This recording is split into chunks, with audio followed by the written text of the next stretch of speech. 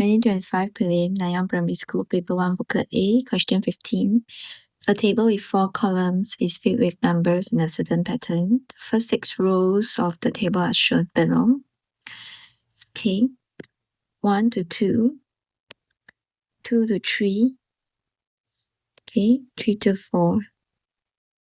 Now I would like to group these 4 numbers into one set. Alright, now there are 4 numbers in one set. In which column will the number 257 appear? 257. Now let's divide by 4 because there are 4 numbers in each set. Okay. 64, remainder 1.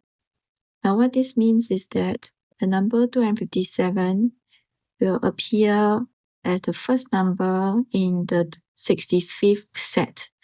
Alright, and the first number of every set starts in column B, right?